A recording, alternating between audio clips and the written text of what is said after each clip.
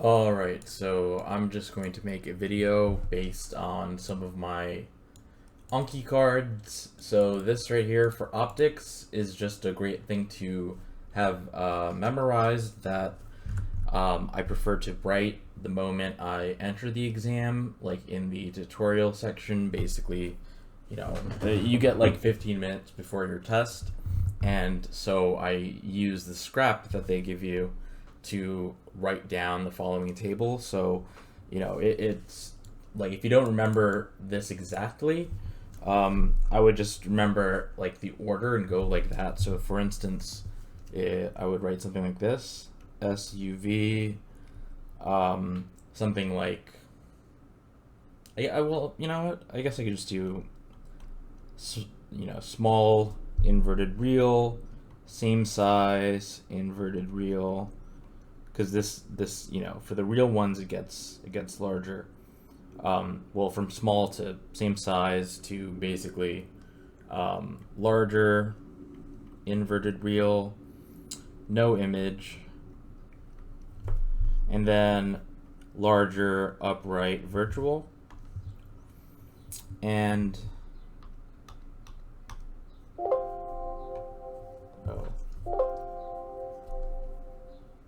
my battery is running low, but I'm charging it, so it should be fine.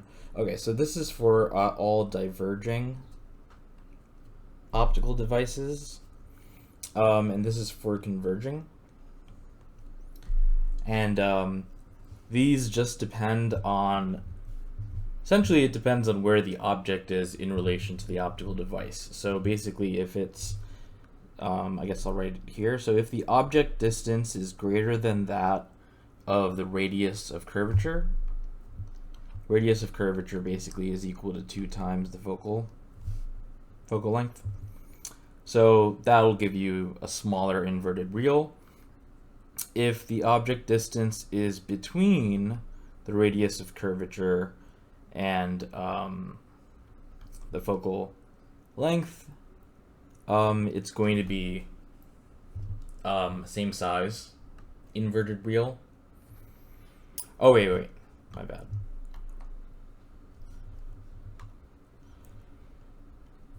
So basically if it's just at the radius of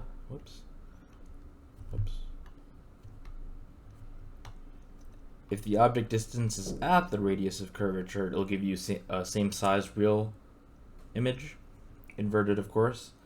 If it is between the radius of curvature and the focal length, it'll be a larger inverted real. If the object distance is at the focal point or focal length, it will produce no image. And if it's within the focal length, it'll just produce a larger upright virtual image. So I also have like where the image should be here, but I don't really think that is as important.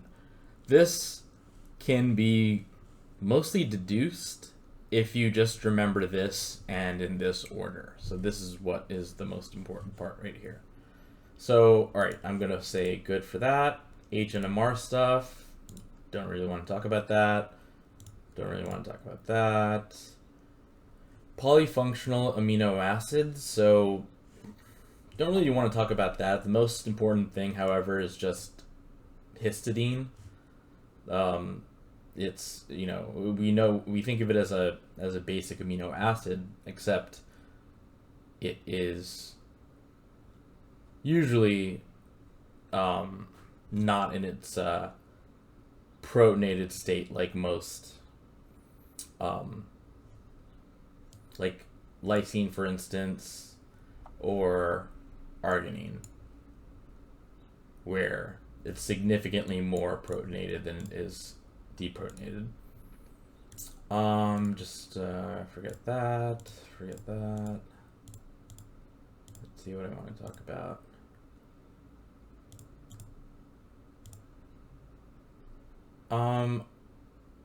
Okay.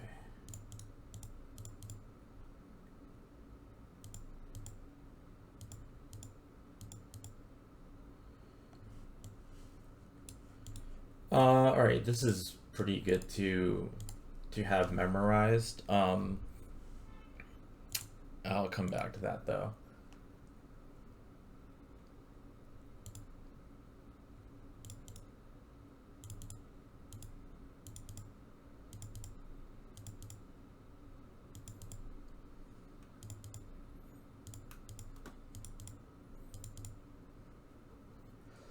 Of course, logarithms are always very useful.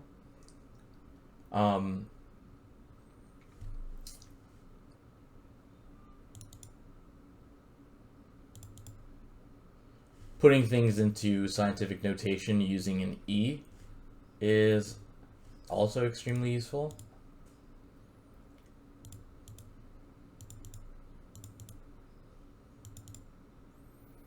Okay, so this is pretty important, anode and cathode, because I see people generally say that an anode is negatively charged and a cathode is positively charged, but in an electrolytic cell, the opposite is true, and I think it's worth mentioning why that is the case. So okay, basically, you've all seen the picture of some type of galvanic cell with some anode here, like a cathode there.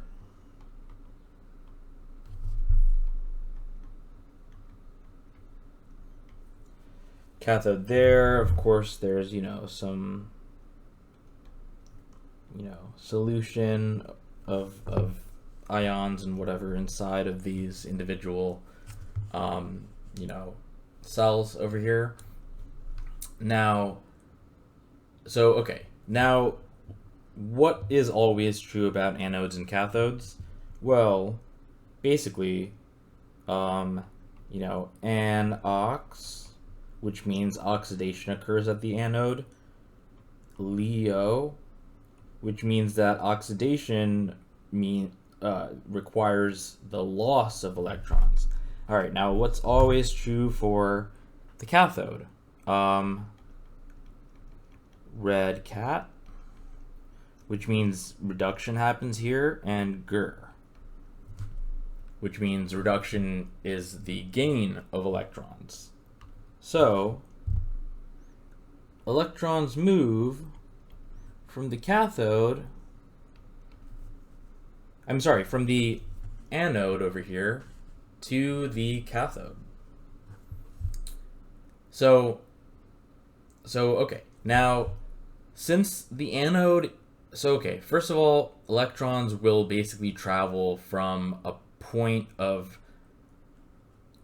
essentially from a place that has a high number of electrons, or in other words is negatively charged, to something that has a smaller amount of electrons.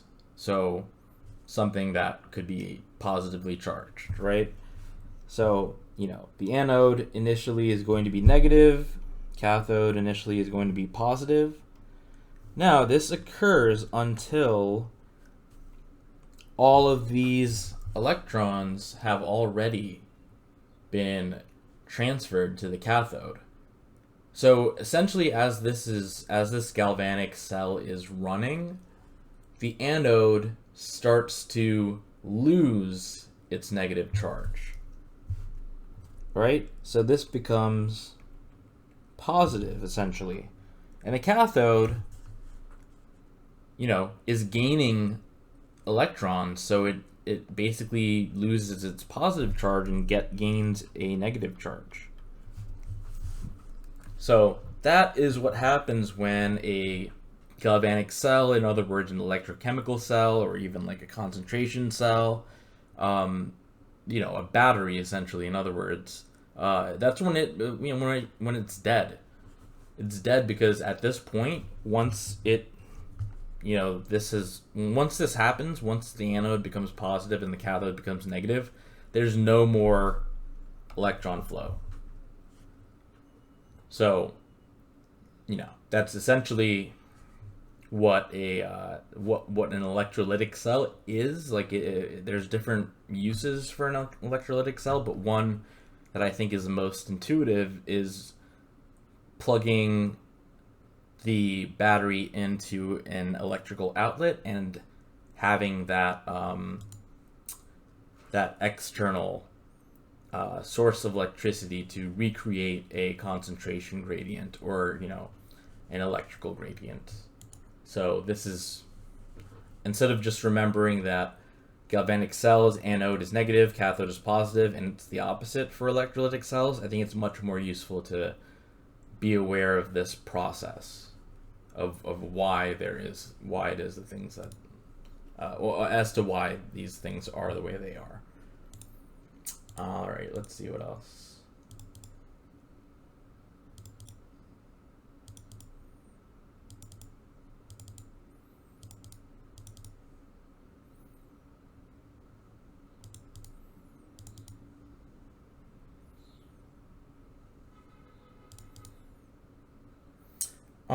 Okay, so I guess let me talk about histidine a little bit.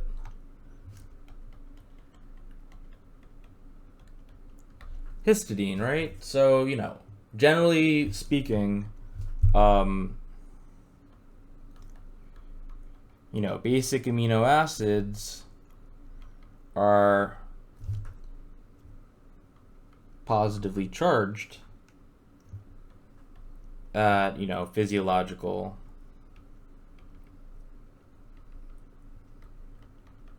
physiological pH. Now, histidine is weird because its side chain has a pKa of 6, and whenever you try to find its pi, which is basically its isoelectric point, which is basically the pH at which it is a Zwitter ion, essentially, just something that doesn't have a net charge, because the charges cancel out. Its isoelectric point is 7.59. Now, physiological pH is around 7.4. So it's going to need a higher pH level for it to be a Zwitter ion. So in the rest of this ANKI card, I talk about how, well, you don't really need to do this, but I just was curious, so I used the Henderson-Hasselbalch equation, with at physiological pH, which is 7.4, and I inserted the pKa for histidine, or rather, I inserted the pi for histidine, and I essentially just get that 65% is deprotonated. Oh, or when I talk about that, I mean the side chain. The side chain is because for most basic amino acids, essentially what happens is, obviously the carboxylic acid group is going to be,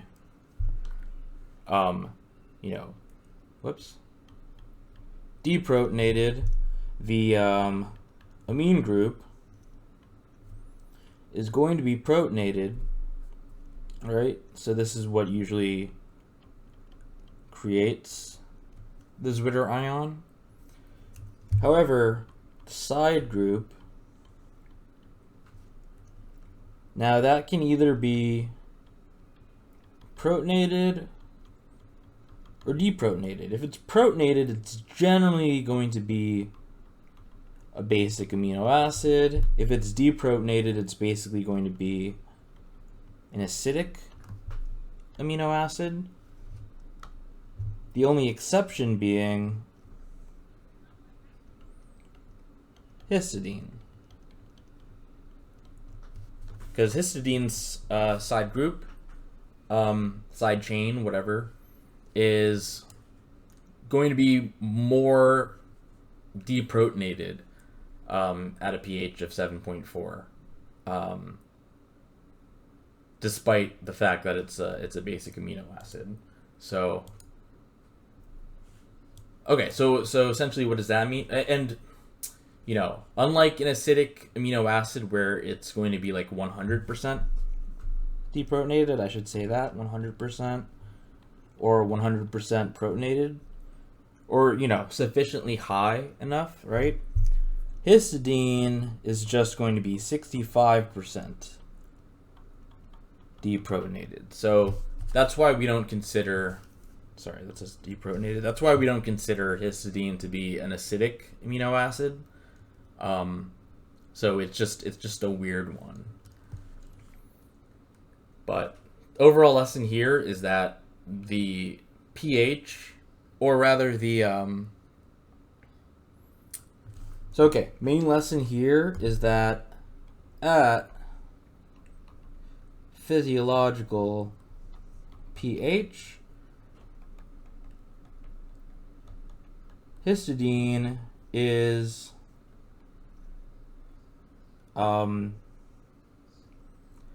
not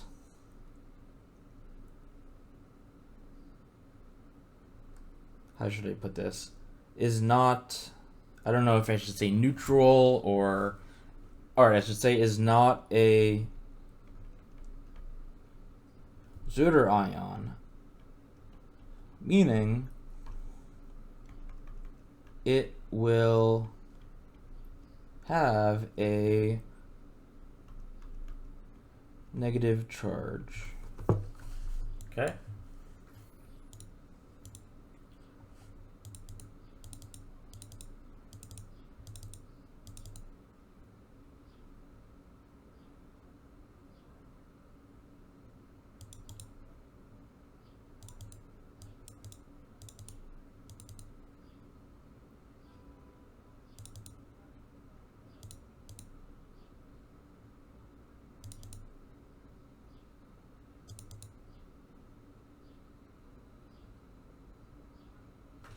Alright, maybe I should just go over like the ETC complexes. So, you know, I don't like really memorizing things, so I'm just going to draw like a very basic schematic.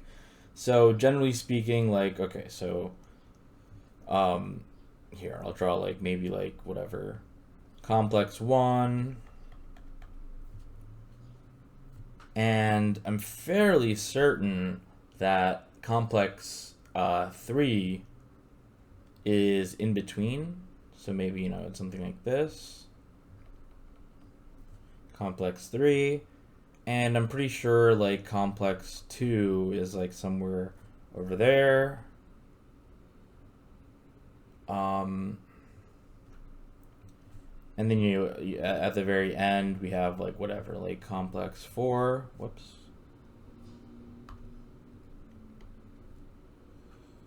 This is whatever, the lipid bilayer thing. So yeah, just remember that complex 3 is in between 1 and 2. And so essentially 1 involves NADH, and you know, it shoots its electrons up, and complex 2 works with FADH2, which, first of all, it means it's going to get 1 fewer electron, but it also means that it's going to basically, you know, hold on to its electrons, right? And they basically create a pool or rather they both complex 1 and complex 2 transfer their electrons to ubiquinone, which creates ubiquinol, and it creates a pool of ubiquinol, which can move to complex 3, particularly cytochrome C, which is, you know, basically in complex 3, and the cytochrome C then moves over to complex 4, giving it its electrons. So, in other words, I can draw something like that. NADH turns into NAD plus plus H plus. And then I could draw, you know, FADH2 turns into FAD plus, or something, FAD plus H plus, I believe. And here, I'll use a different color to draw the ubiquinones. Maybe I'll draw like U. And I tend to use green to draw electrons. So basically sends, you know, 2 electrons, the ubiquinone. Complex 2 basically sends 1 electron to the ubiquinol. Sorry, not ubiquinone. I said that for this, but it changes it from ubiquinone to ubiquinol. Anyway, so, and then, you know, these transfer these electrons to, I'll make it blue again, cytochrome C. And this, the cytochrome C basically, you know, well, you know, it obviously reduces it, and, you know, it moves over here, and it gives its electrons to complex 4, which is where essentially the electrons go to oxygen. So I think it's something like 1/2 O2, and it basically, you know, makes water. It's like something like this plus H or something like that. Anyway, not that important, as long as you just understand this overall, like, kind of system. Here, maybe I should write cytochrome C, you know, reduced. And then as it gives its electrons here, it is oxidized.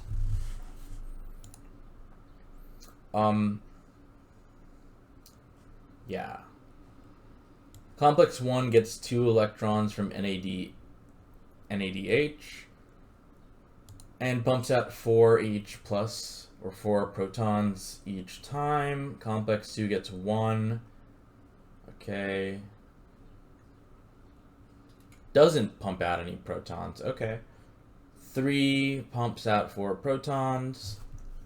So I usually use red for that. 4 protons. Then here, 4 protons as well. And 4 pumps out 4 protons. Or no, 2 protons.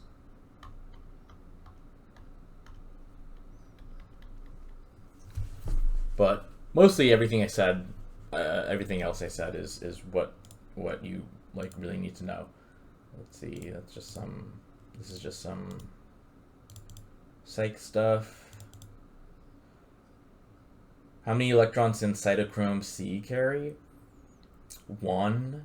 This is because it has a heme group which has an iron atom that gets reduced to iron 3+ when it picks up electrons, and then it becomes oxidized back to iron 2+ when it gives it up to complex 4 or whatever.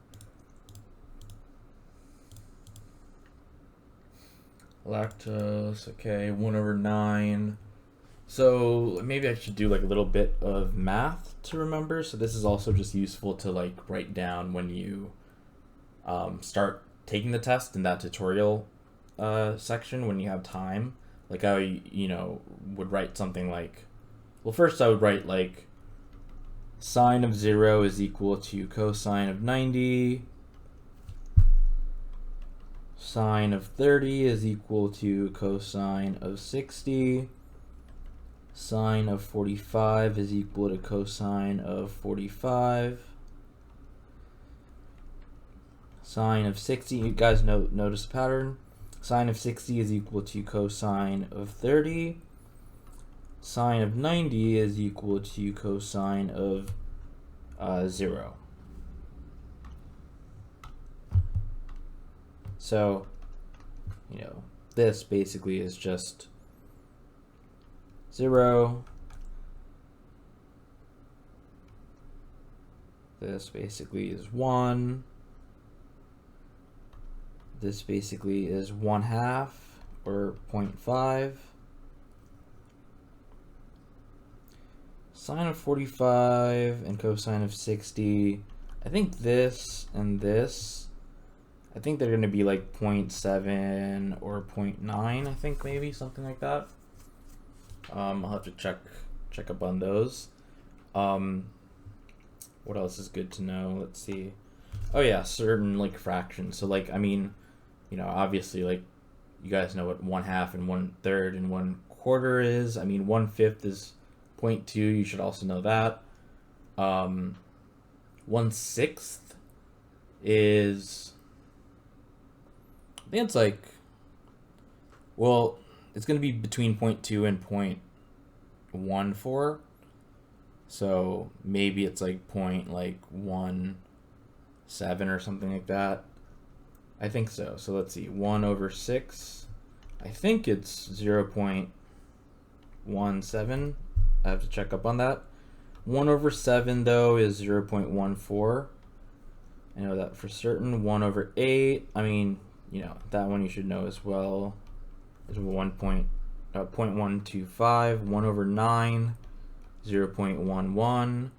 1/10.1. 1/11 is 0.09. 1/12 is 0.08, like 3 essentially. And this number is important because this also happens to be the ideal gas constant. If you're using, I believe, liters times ATM, 0.083 liters times ATM over moles times Kelvin. So that can be useful sometimes. Oh yeah, oxidation path is also extremely useful. I'll draw that over here. So essentially what you have is, let's say, so I'll just draw something like this. Oxidation, which, in other words, at least in terms of biochemistry, is catabolism, the breaking down. So yeah, we can have like like a single bond over here, right? And, it gets oxidized into, essentially like a double bond. So that can mean either, addition of an oxygen or the removal of a hydrogen to make a double bond. So the first thing that happens if you just have a regular single bond is that it just turns into a double bond. And the next step is, that double bond gives rise to, this is, after consecutive or rather successive oxidation. Then it becomes an alcohol essentially.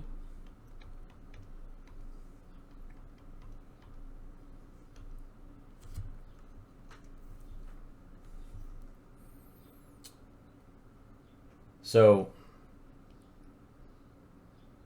yeah, it basically, just turns into an alcohol then.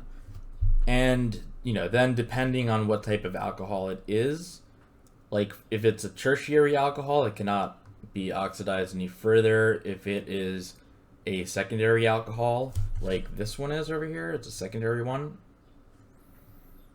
Oh yeah, I should write CH2 there. Okay, so yeah, a secondary alcohol like this would turn into like a ketone.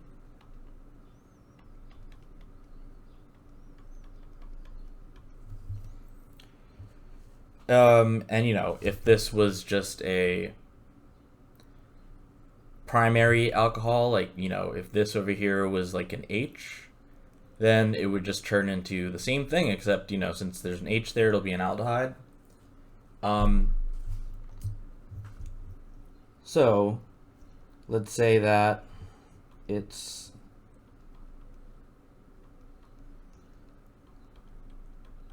a primary alcohol like this, then, you know, an aldehyde would form.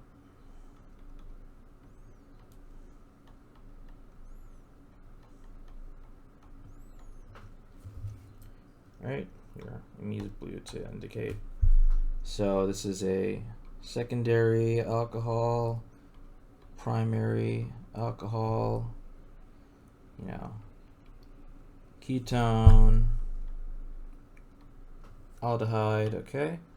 And you know, you can't move any further from the ketone, but the aldehyde can be further reduced into a carboxylic acid,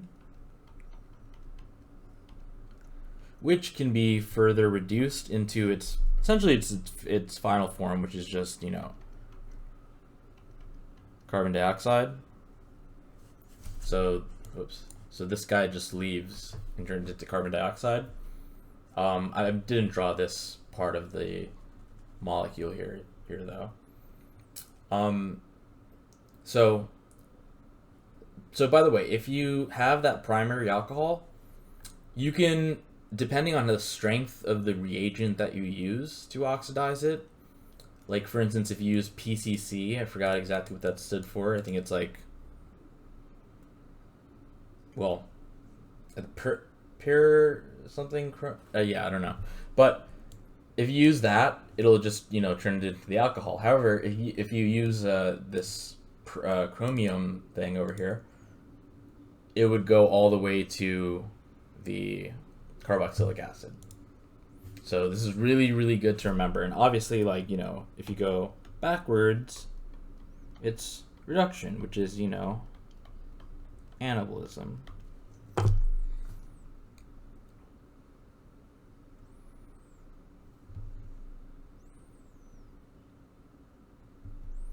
Oh, and here is in the side that would make this relevant. I'll use purple. So, like, you know, ubiquinone, you know, it's obviously a ketone. And when you give it electrons, like you do in the electron transport chain, it gets reduced. So that means that a ketone gets reduced, it goes in the opposite direction, and it turns into, you know, an alcohol.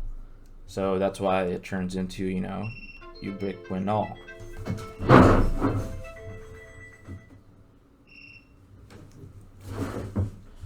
All right. Yeah, this is just ways. Okay, so maybe I should include that in the math section over here. So this is just like a fast way to find the pH of something if you're given its, you know, hydronium concentration. So, like, you know, essentially what you do is, so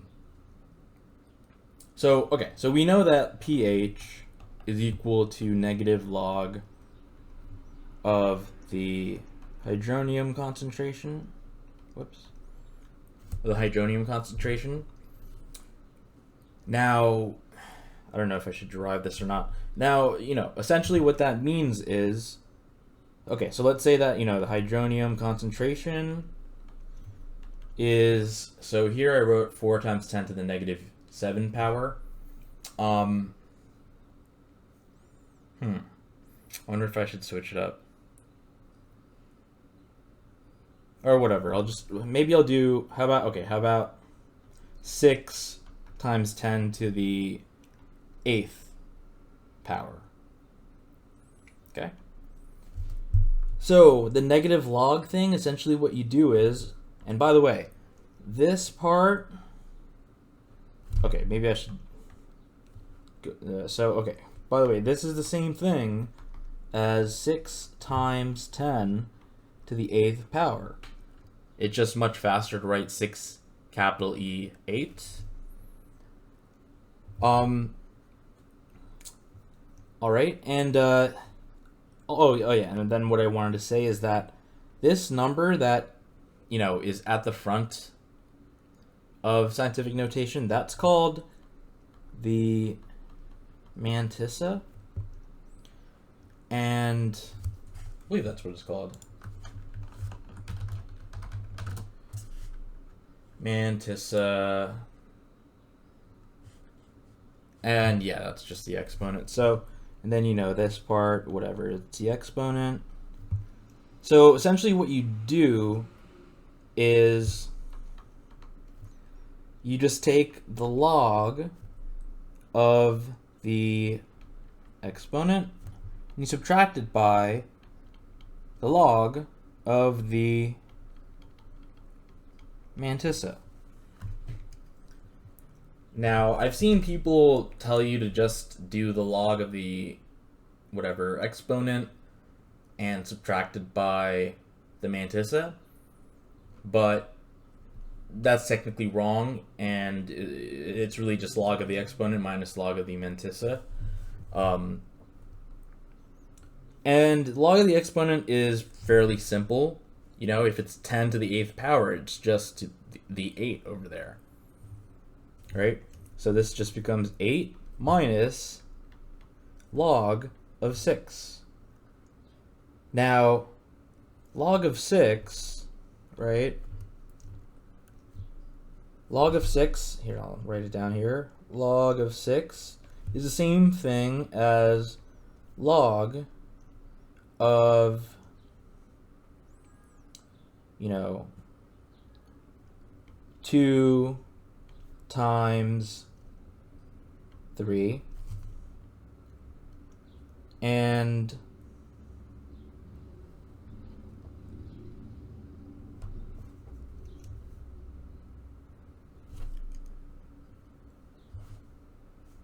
you know what?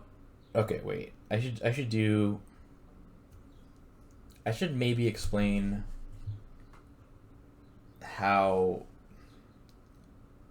I got that part.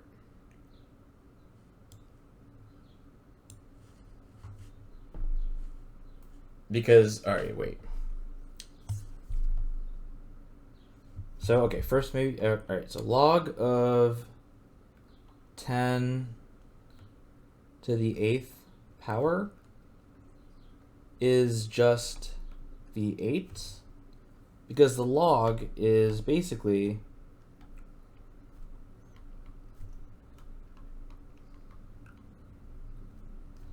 the inverse of the exponent. So let me find one note.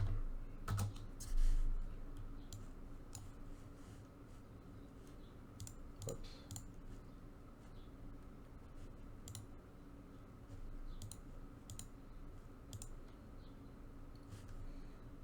So here, okay, so exponent rules, logarithm rules. So if you're multiplying two numbers and you're taking the log of the product of two numbers, you add them. And if you are taking a number to a certain exponent power, you essentially, you bring that exponent down to be a coefficient in front of the log, and you take the log of that number. So, you know, here, I'll use purple. So this, oh yeah, let me move this over. Okay, so this over here is,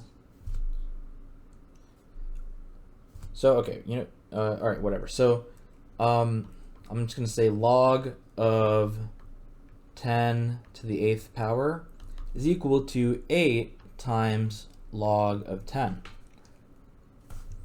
That is just me using this rule over here. And oh, okay, I was right about the 1/6 being 0.17. So okay, that's good.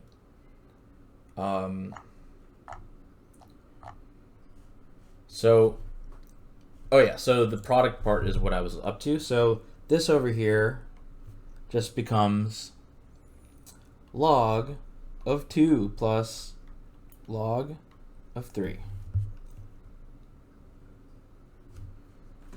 Now,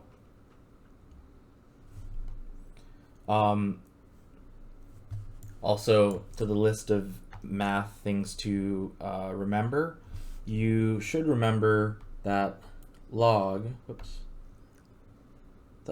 of 2, why is this not working? All right, log of 2 is equal to 0.3, log of 3 is equal to 0.5. I'm pretty sure log of 5 is 0.7, and I think maybe log of 7 is 0.9. Am I right here? Let's see. Log of 5 is 0.7, log of 7 is 0.85, which is basically 0.9. So in other words, these logs over here, I can see that log of 3 is equal to, well, it's equal to 0.5, which means that it's equal to sine of 30 and cosine of 60. So I'm just going to add that in over here. Log of 3. And then here, log of 5. Then here, log of 7.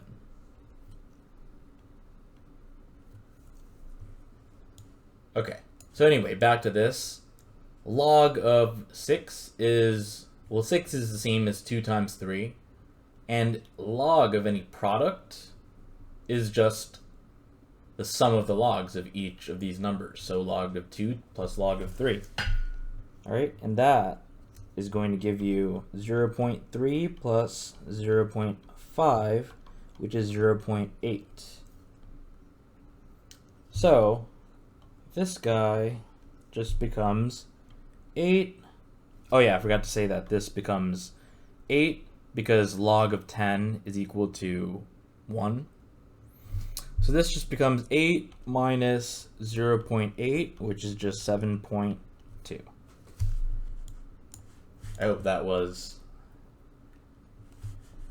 made sense. So yeah, I wrote here in a OneNote notebook I made for one of my students, just what to memorize. So radical 2 is equal to 0.1, or rather is equal to 1.4. Radical 3 is equal to 1.7. If you have the logarithm, or if you're taking the logarithm of a number,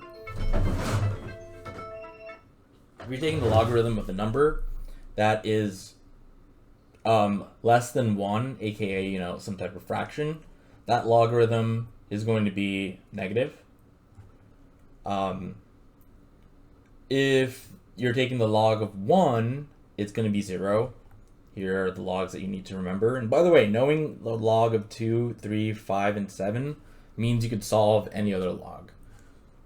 And then, of course, the sine and cosine values.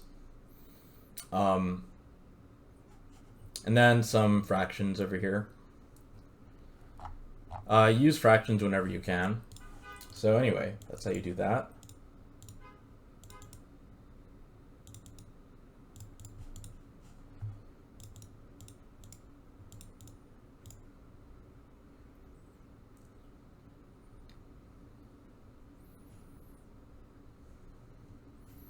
Some chromatography stuff.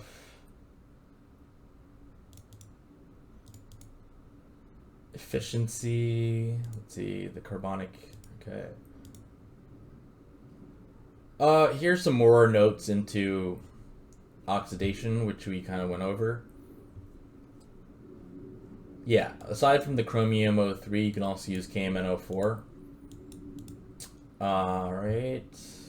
Or, obviously these, over here. Let's see, ozonolysis can cause cleavage of alkenes, okay.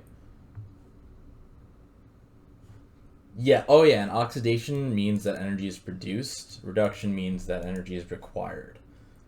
And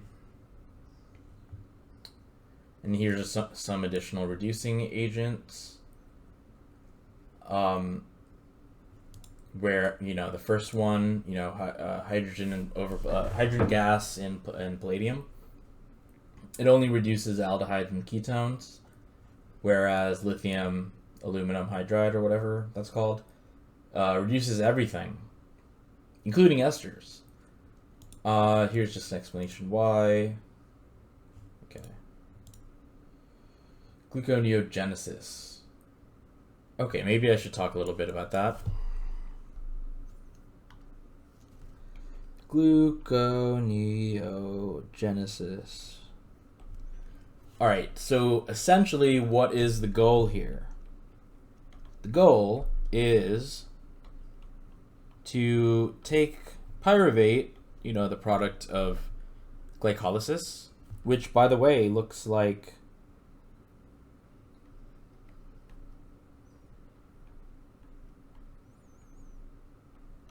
I think it looks like that. Okay, which takes, pyruvate and it, essentially turns it into glucose. All right. It happens predominantly in the liver and to some extent the adrenal cortex. Goals to ensure adequate supply of glucose throughout the tissues of the body, in particular to replenish glycogen stores in muscle cells after intense activity, upregulated by glucagon and the presence of surplus pyruvate or acetyl-CoA. It's not quite the same as glycolysis in reverse, although they do share some of the same enzymes and steps. Glycolysis has some irreversible steps, so gluconeogenesis needs to bypass those irreversible steps. So I'll write something like this down. Reverse glycolysis except irreversible steps.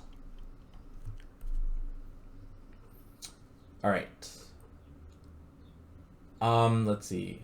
They also need to be separated in order to prevent a futile cycle in which glucose is broken down to pyruvate and pyruvate is built back up into glucose. So yeah, they need to be, compartmentalized. In particular, the final stage of glycolysis involves the PEP, phosphoenol pyruvate, I believe, to be turned into pyruvate. That needs to be bypassed. So gluconeogenesis has a two-step pathway split up between the mitochondria and the cytosol, in which the enzyme pyruvate carboxylase converts pyruvate into oxaloacetate in the mitochondria by adding, a carbonate group, or a carboxylate group, which is just carboxylic acid without its H. That is briefly converted to malate in order to be transported out of the mitochondria, where it is converted immediately back into oxaloacetate. At this point in the cytosol, PEP carboxykinase converts oxaloacetate into PEP. Also, in the early stages of glycolysis, where phosphate groups are added to glucose, those steps need to be bypassed. So yeah, that's just what's done. So maybe I should say some stuff about glycolysis first, or rather just the irreversible steps, which are the ones that are the most important. So the first one is essentially just glucose being turned into glucose 1 phosphate.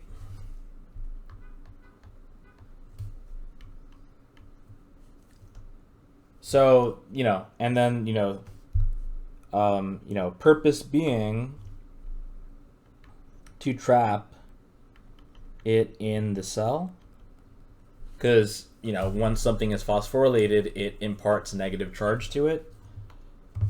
2, I believe, it gets phosphorylated again because, even if it's in the cell, the glucose 1-phosphate can go into, you know, other types of pathways. So the second step is to trap it in the, you know, oxidative like pathway. So, you know, I forgot exactly. I think it's like something turns into, so I think this gets isomerized into like glucose 6-phosphate or something like that. And then it gets phosphorylated into like, oh no, it gets turned into like fructose phosphate or something like that. Anyway, basically what happens is, you know, gets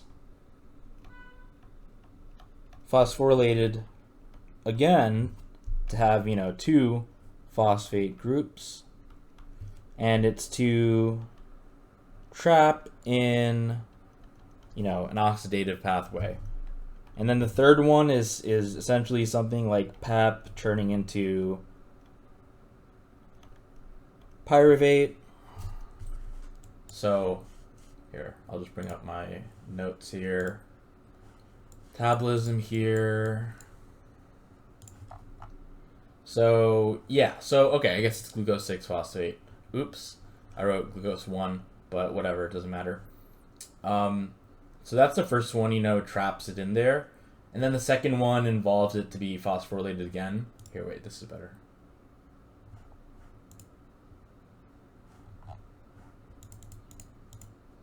It's going slow.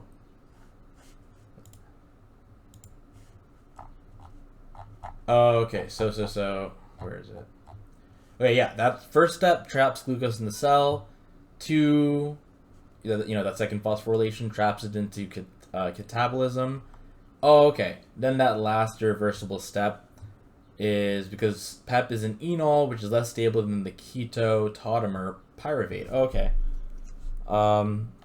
So PEP into pyruvate to make a more stable, like whatever, tautomer. So yeah, those are essentially the reasons for that. Oh yeah, here I talk about the whatever complexes and stuff. Here's ubiquinone being reduced into, you know, so essentially ketones here being reduced into like secondary ketones being reduced into whatever, or rather just ketones, sorry, being reduced into alcohol groups. All right.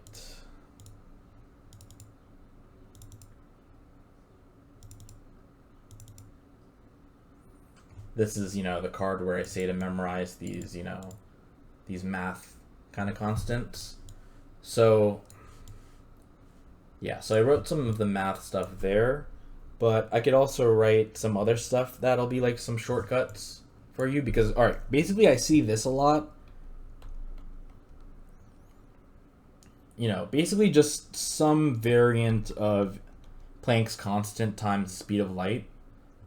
Now, you know, Planck's constant is basically like 6.6 or something like that times 10 to the negative 34. You know, speed of light c is 3 times 10 to the 8th power. And whoops.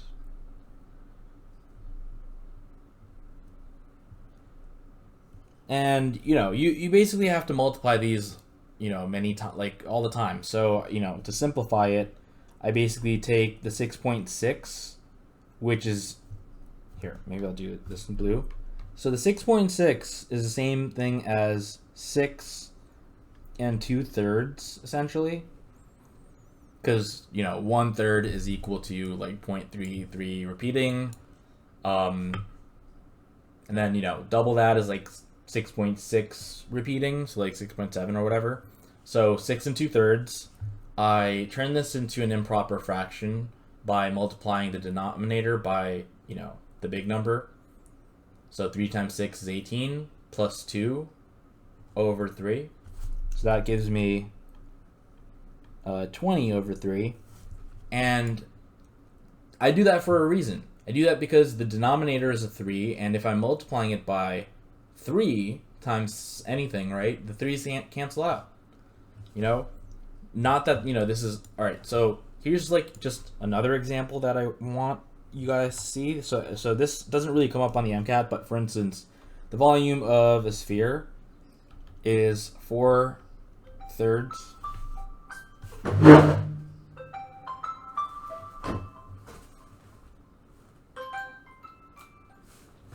Sorry. Whatever. Pi r cubed, I'm fairly certain. Now, the 3 here, so pi is just, 3.14, blah, blah, blah, which is like 3 1/7, which is just 22 over whatever, 7. But anyway, so basically, these can just cancel. So I could just focus on that aspect. Or like, volume of whatever, pyramid, or I think it's like cone actually, is 1/3 pi r squared times height, I believe. Can get rid of those, the pi and the 3 as well. So that's just, so basically the HC part, I could just memorize as 20 and, -34 plus 8. So I would do like -34 plus 10, which is -24. And then since it's 8, I'll just subtract 2 from that to get -26. So that's just, like a shortcut. Oh yeah, how many carbons are in the following? So, I obviously don't like memorizing entire metabolic pathways because it's mostly useless. You should just memorize what you need to be able to deduce the answer if they ask you anything. So, for Tca cycle, I essentially would write it by memory, something like this, like, whatever, the acetyl-CoA or whatever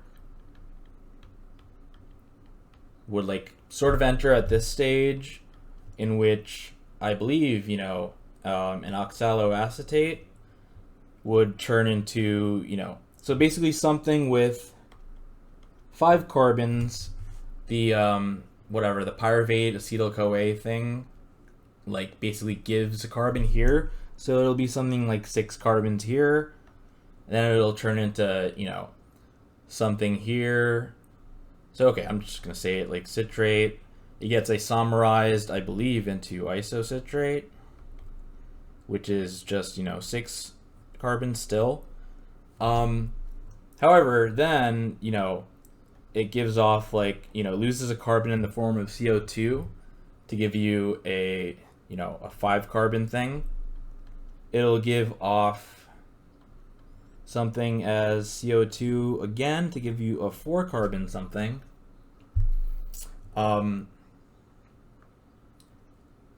Let's see.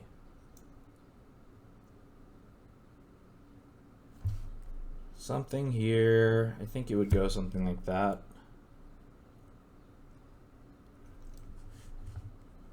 5 carbon, 6 carbon, 6 carbon, loses carbon dioxide, 5 carbon, loses carbon dioxide, 4 carbons. You would have to gain another carbon. So there's something with water here, I think. Or something. Alright, let me consult my notes. Where'd that one note go? I don't know why it just disappeared. So, okay, TCA over here. Okay, so yeah, citrate. I wrote stuff. Alpha ketoglutarate. Then this thing, succinyl-CoA. Then stuff. Then H2O. Okay, maybe I should look at like my better ones. Okay, so here.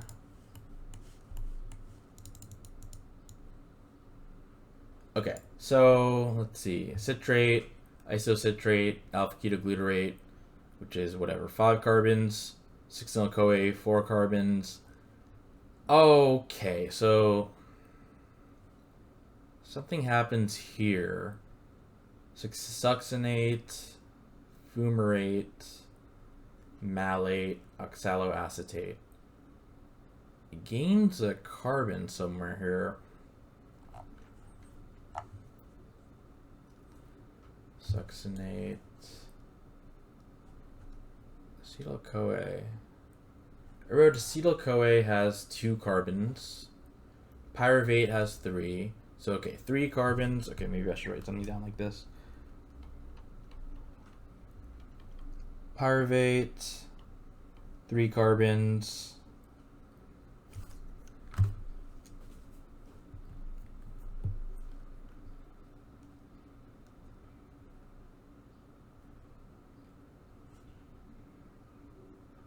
Acetyl-CoA.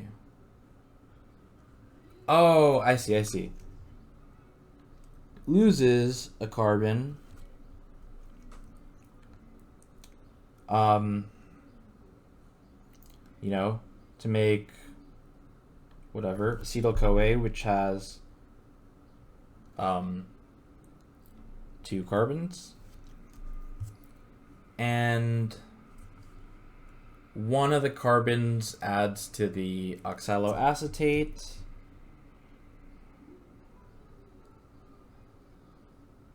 To give you citrate.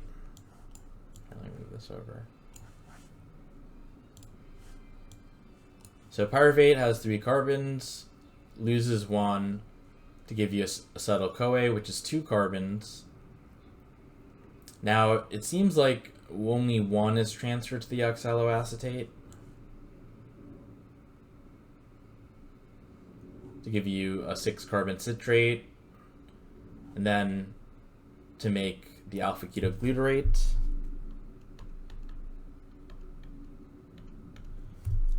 You get a 5-carbon molecule to get a, you know, it gets rid of the, why did I write the 4C there? You know, it makes, I think, succinate? Succinyl-CoA, okay. Which is 4 carbons. Oh yeah, succinyl-CoA, 4 carbons over there. I'm just trying to see where, okay, it loses the CoA there. It turns into succinate and fumarate and then malate. I didn't write anything about those. Succinyl-CoA. Okay. Let me see. Succinate. 1, 2, 3, 4. That's also 4 carbons. That turns into fumarate. 1, 2, 3, 4 as well. Then malate.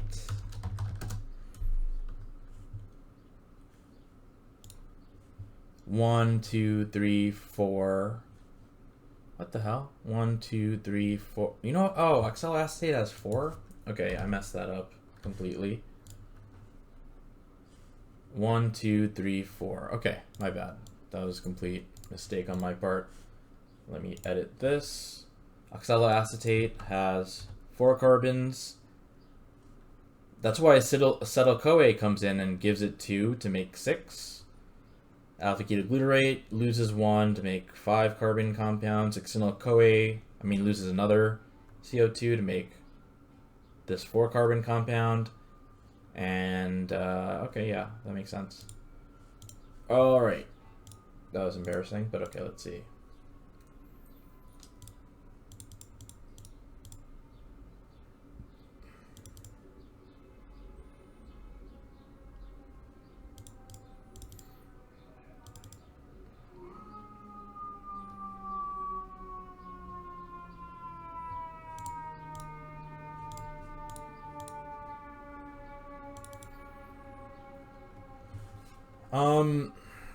Well, okay, this is, I suppose, how decarboxylation occurs.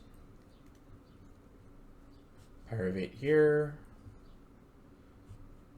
Decarboxylates to form acetone, which is that right there, or rather this right here. Or acetal, the enol form. Okay, tautomerization. Okay, I think you guys know that.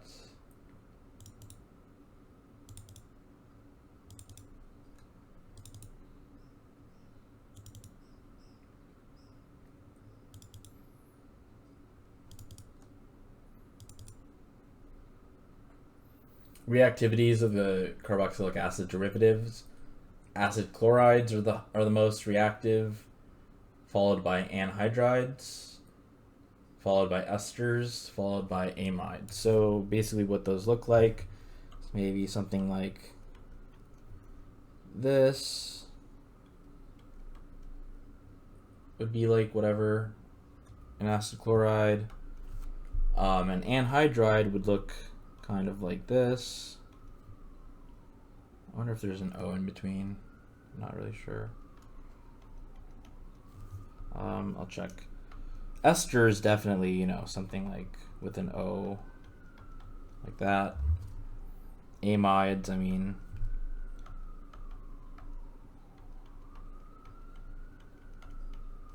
something like that.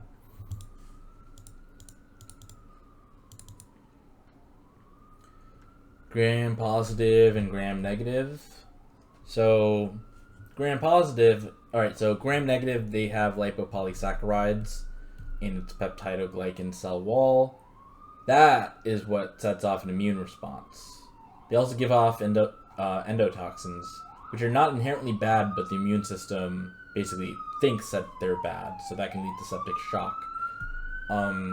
Exotoxins are always bad, or rather inherently bad, and they compete with other bacteria like the ones in the gut. These are different, maybe I'll talk about this, different types of variables.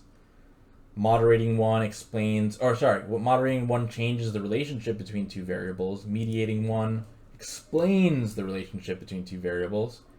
Interaction variables have effects that, when combined with the effects of other variables, are not additive.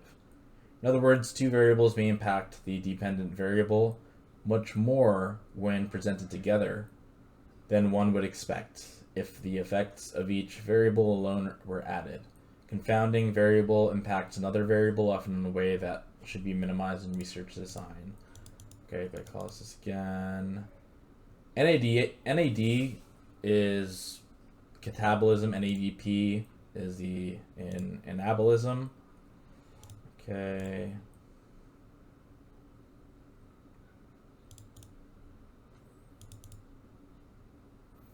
Doubling the sound intensity adds how many decibels?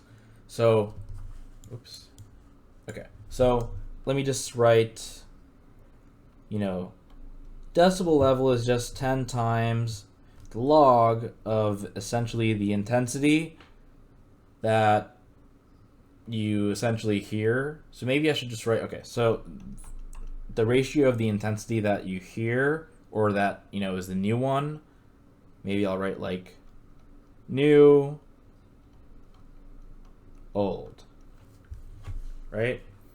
So if, you know, the intensity, because you're saying you're doubling the sound intensity, so if the new intensity is just 2 times the old intensity, you know, we can plug that in over here to get 10 times log of 2I old over I old. And, you know, that cancels, so we just get 10 times log of 2. Log of 2 is 0.3, so you just get 3.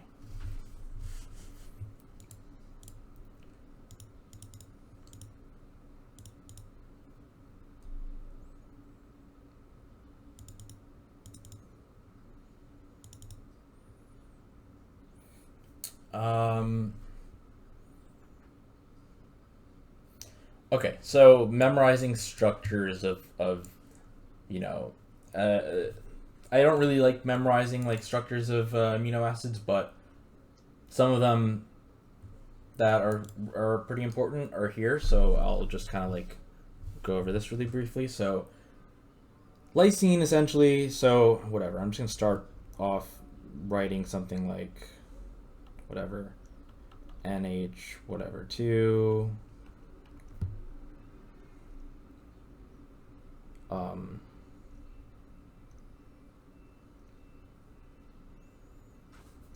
oh crap.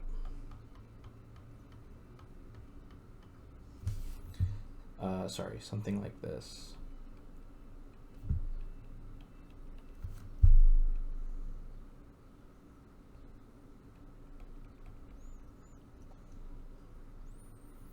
And you know, this is like where the R group goes. So if it's something like this,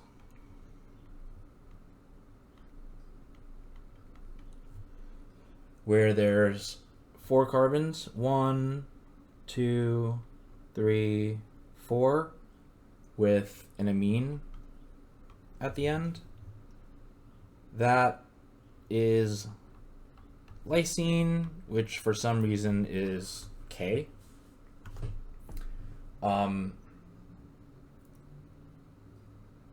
Okay, now glutamine. So, okay, for aspartic acid and glutamic acid, if you just change the OH group on the carboxylic acid, not the one that, or on the carboxylic acid on the side chain, you turn it into an amide, aka glutamine or asparagine, you know, respectively.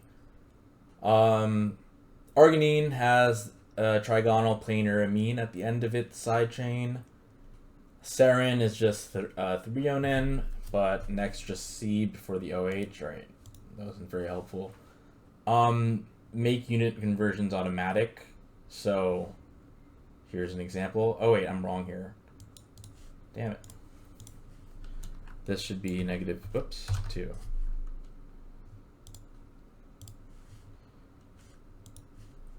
Okay.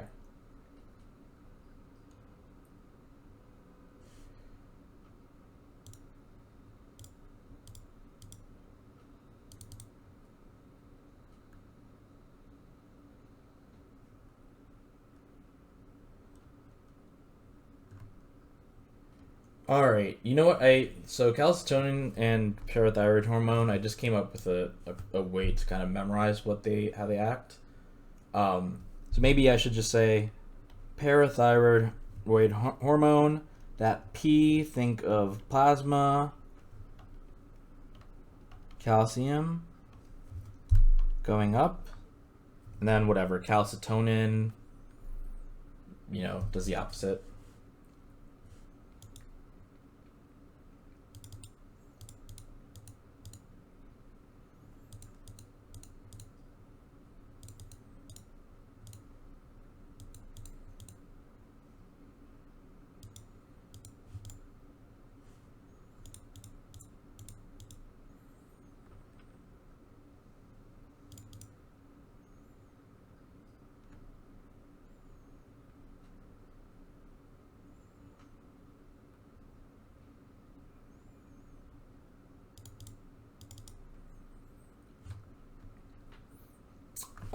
Okay, maybe I should talk about 4S and 3D subshells.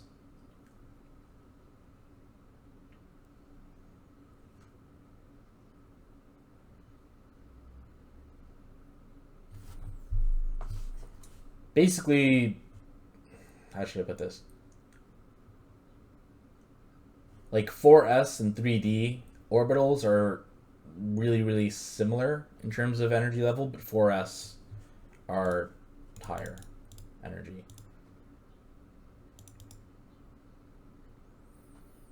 Gluconeogenesis, you make glucose from non-carbohydrate molecules like lactate, alanine, and glycerol. They all have 3 carbons, by the way. Pyruvate's another example. Now, it's in the liver mitochondrial matrix, and The cortex of the kidney. All right.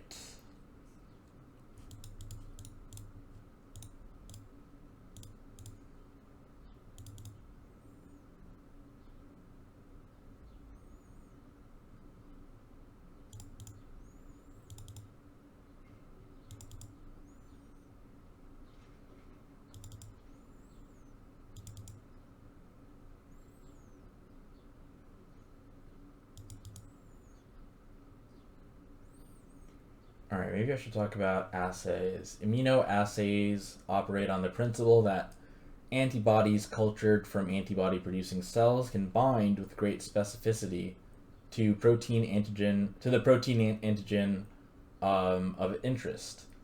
A protein in a mixture can be detected using a radioimmunoassay, where the protein concentration can be assessed indirectly by measuring the extent to which protein competes. To which protein competes or completes with radioactively labeled standard for antibody binding sites. Forget that.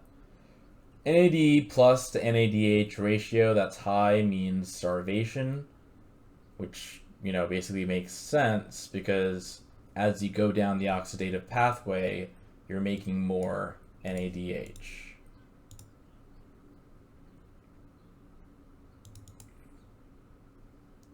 Embolism would form under conditions involving a decrease in gas solubility. So in other words, a rise in temperature and a decrease in partial pressure. Why is dephosphorylating PEP a committed step in glycolysis? So I should say over here, this PEP to pyruvate thing.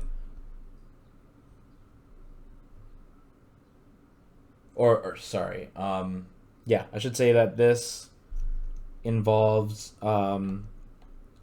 dephosphorylation. PEP, which is basically here, right here.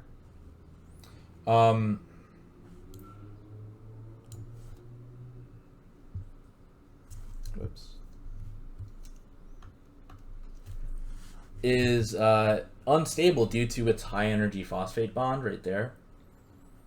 So when dephosphorylation happens, it turns into pyruvate.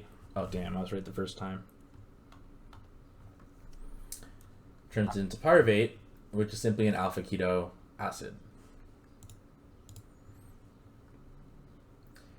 If the mitochondrial respiration is messed up, NADH levels rise and O2 consumption falls. So, that should make sense because the electron transport chain isn't really working. Okay.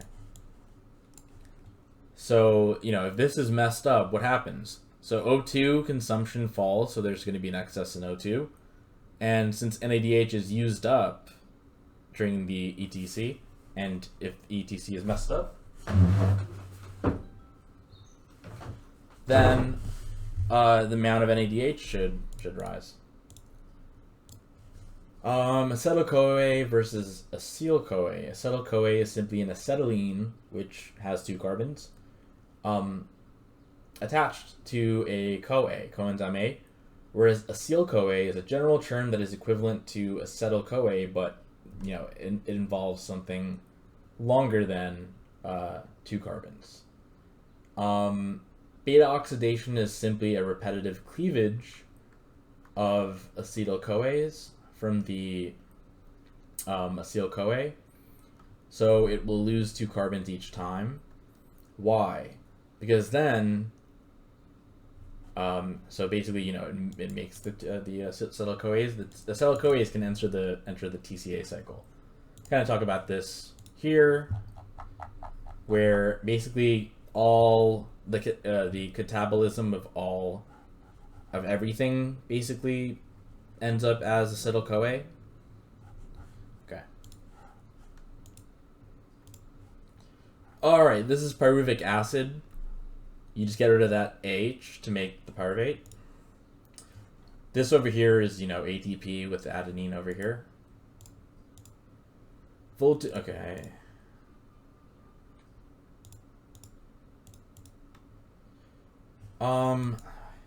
Maybe I should end it with this. Well, hold on, maybe I'll come back to that.